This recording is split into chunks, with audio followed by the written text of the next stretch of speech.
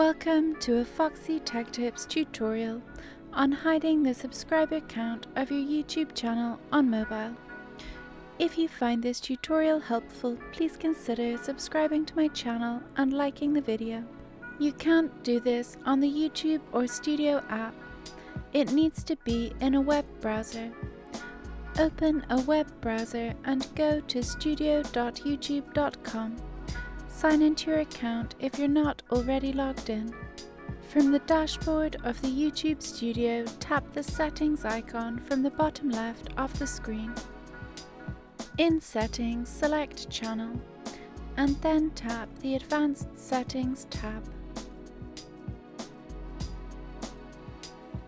In Advanced Settings, scroll down and you'll see the option called Display the number of people subscribed to my channel.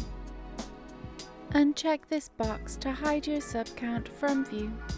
Tap Save once done.